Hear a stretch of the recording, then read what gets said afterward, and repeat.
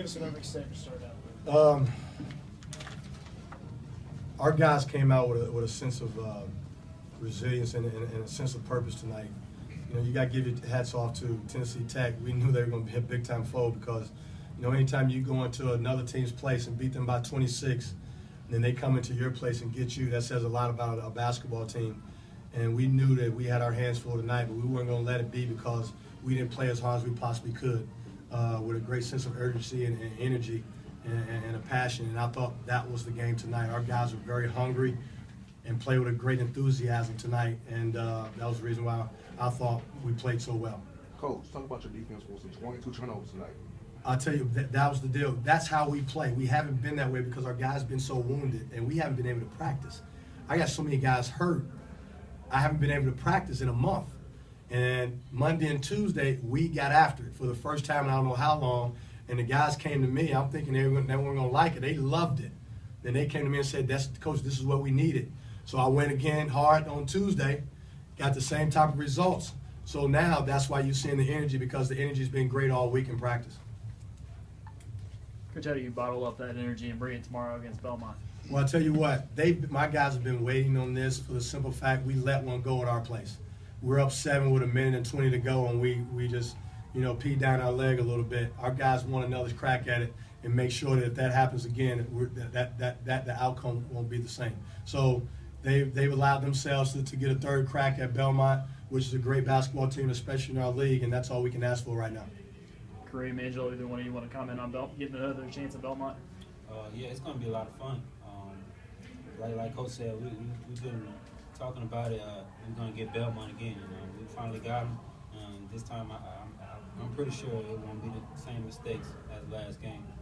We're going to come out with a lot of passion, a lot of enthusiasm, and really get out there for 40 minutes like we did tonight. You guys started off, with a huge, 25 run, and then it seemed like the offense really stalled for almost the next, 10 minutes even. What changed between the first 5 or 6 minutes and that long stretch in the first half? Well, we got stagnant and we got a little cute, and that was the reason why. And then we had to get it back, the urgency again. We lost urgency because we got up so fast. Okay, my guys, what I'm saying, they wanted to let the foot off the gas, and that wasn't, we can't do that. And once we got going again with our speed and our quickness, and we kept them uncomfortable on defense. We didn't let the guard really turn the corner. We had somebody in his face with high hands all the time, made him make tough passes. And then also we doubled down on the post, which we didn't do the last game, and he killed us. And we wanted to make sure that wasn't going to be the case tonight.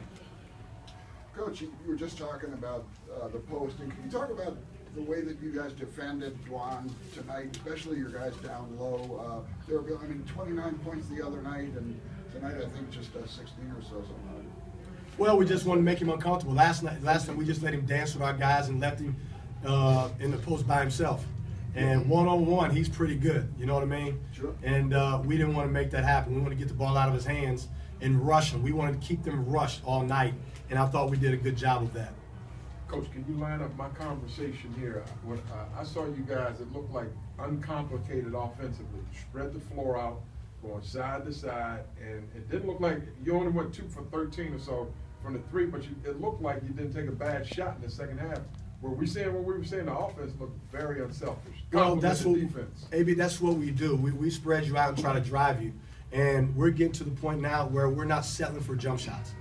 And the way the game is now, you got to drive the basketball, because any type of bump, any type of anything, the whistle's going to be blown, either going one way or another. So that's what we want to do. We want to spread you out. And I think I got 3 of the best guards in all of basketball collectively as far as driving the basketball, and these guys are resilient and relentless at getting to the rim and making the right play. Let me ask the same question maybe differently. How do you bottle this up, man? That looked like it was a masterpiece today. Just the effort, the hot hands, full commitment to defending. All 5 guys were in unison, offensively and defense, especially on the defense end. How do you bottle that thing up for tomorrow and possibly championship? Well, it's win to go home. You know what I mean? It doesn't take a lot of motivating anymore. Okay. These guys know that we're good enough, and we're just as good or better than any team in our league if we play as hard as we know we can play. That's us, and that's what we expect from a toughness standpoint. And we know that a lot of teams don't like playing that way. We got active hands. We're quick enough to move our feet and keep you from driving. And we can jab, clog up the lane, and get back to our man on the catch and not give them drives or shots and limit them to one shot. We're just as good as anybody in the United States as far as transition, pushing it back at you. And I thought that was the reason why we had so much success, because we did limit them to one shot, we turned them over, and we were very efficient in transition. Kareem, you had 3 steals tonight. As a team, you guys had 14. You guys had a lot of transition baskets as a result. How much does that fire you guys up, especially as guards, to get those? It fires us up a lot because, you know, that's our identity. We played great team defense. The hedges were there all night, and when our scouts were to slow down the point guard, my bigs hedged phenomenally. We dug in the post phenomenally, and we confused them because some of the things that we didn't do before we did in this game. We stuck to the scout. The coaches did a great job with scouting, and we came out with a victory. And we hope that carries over to tomorrow. Sean, talk about the confidence your team played with in the second half. Jump out to the big lead, they come back, but then you punched them in the mouth again in the second half. Well, we just play with a sense of urgency, and we spread them out.